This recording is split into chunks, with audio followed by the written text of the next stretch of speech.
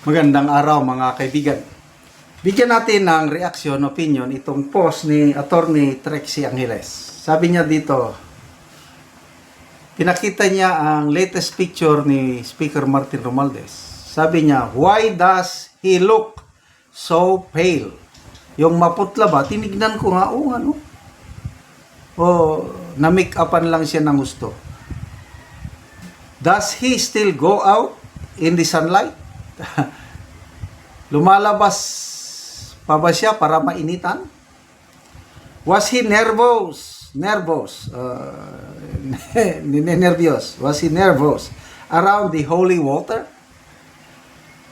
Does he hiss at a cross? Should we check our blood types? So, dito, nag-aalala si Attorney Trixie sa kalusugan ni Martin Romualdez. Kahapon or the other day, ganun din, I worry about the health condition of the President. Bakit kaya pumapayat ang Pangulo dahil nga sa sakit, diverculitis, dahil nga hindi siya makakain ng solid food. I don't know ba kung anong nangyari sa kanyang tiyan dahil may bumukol.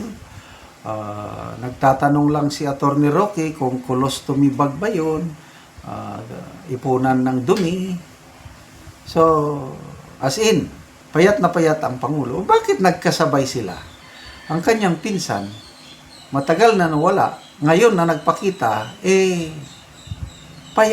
payat na maputla. Okay, basa tayo sa mga reaction. Hindi mapan. 6,000. Sandali dito 6,800 ang nag-react. Halos lahat tumatawa. Naawa ka sa kalagayan ng speaker. Comments.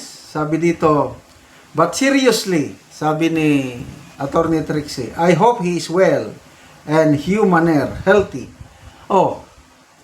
Okay naman yung pumayat ka dahil nag-diet, pumayat ka dahil wala kang, mas maganda kasi yung payat kaysa yung mataba.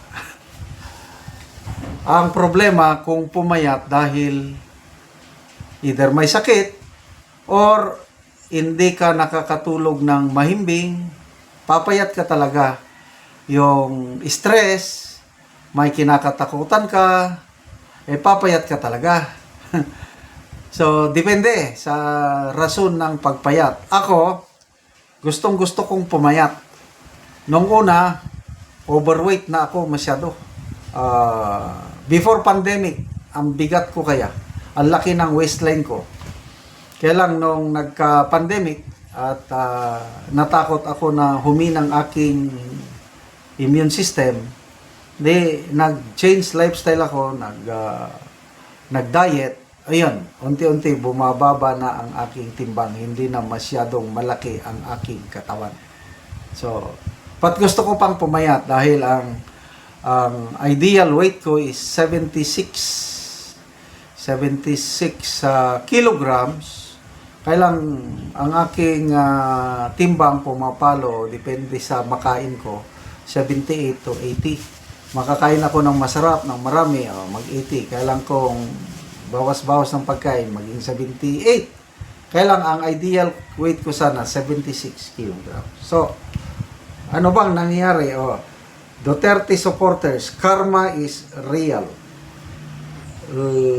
Lene Orsal, epektibo talaga ang OMAD. Ano yung OMAD? 1 meal a day. Hindi naman dito, ang OMAD is 1 malita a day. Isang bulati na lang, di nakapirma. OMAD. Noong una, pre-practice ko yan and effective. 1 meal a day. Ano ba yan? Yung sample, ang kainan, paano bang 1 meal a day ko nung una?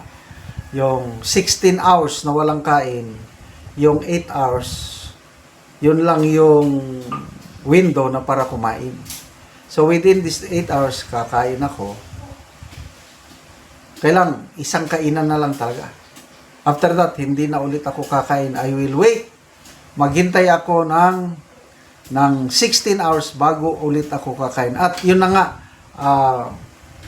effective. Bumaba ang timbang ko, gumanda ang katawan ko dahil sa UMAD, 1 meal a day. Eh sa kanila, UMAD, 1 maleta a day. Ay, nako. Bobby Marino, because certainly the supreme righteous judge won't allow their evils to just go past unsettled. One way or the other, they shall surely pay. Yeah. Hindi tayo makakapagtago sa mata ng Diyos. Sa mata ng tao, pwede.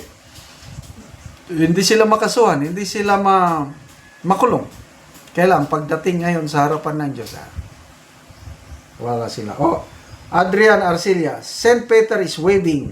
Baka sabay sila ng pinsan niya. Wag naman. Wag naman. VR, hindi natutulog ang tagapaglikha. Yes. Khalid Dumado, hindi pa nga nakakaupo si Inday niyan. Ano pa? Kinagat siya ng Bolturi, kaya vampira na siya ngayon. Ano ba yung Bolturi? Di ko alam. Might we seeing a ghost? He will soon one of Cara David's wish list. Ilan na ba ang naging, ano bang tawag doon? Yung napagtagumpayan ni Cara David, sinabi niya noon, 4 daw eh.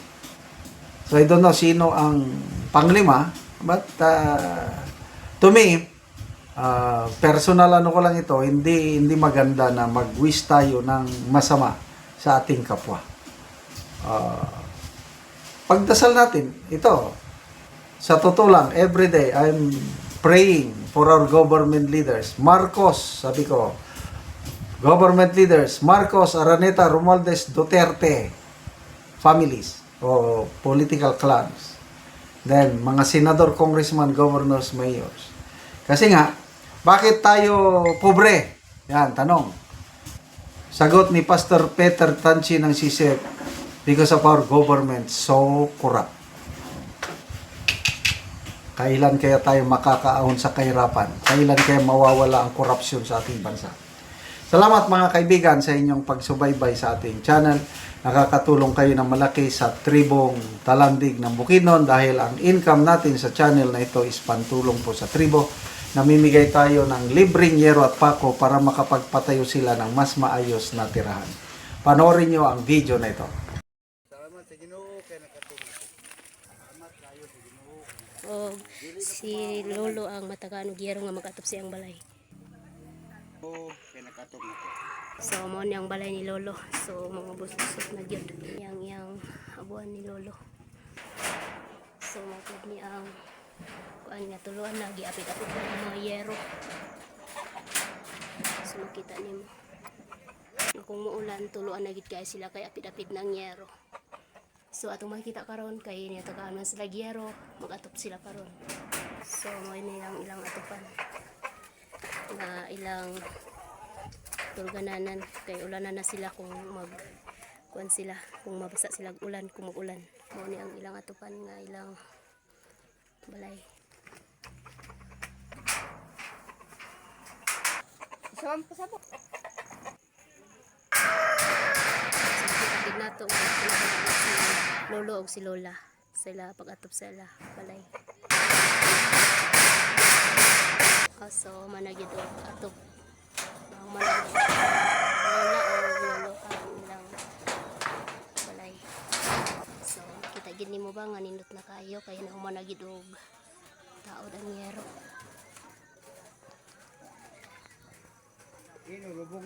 Ug karon atong pangutan-on karon si nanay ug tatay nga nahuman naman gid ang ilang atop nga yero. So unsa inyong masulti tatay ug nanay nga nahuman na gid mo og atop sa inyong balay? Salamat sa Ginoo nga natabangan kami. Ulanan. Oo. So pila na imong edad tay? 63. Si nanay? 66. So namoy anak. Naa. So tanan na namin yo. Tanan na. So pila ka tuig ni ang inyong balay nay nga nainato na nga giapid-apid na lang ang yero. Napulo na. Sige. At sa Ginoo. Salamat kayo sa Ginoo. Sige, salamat po.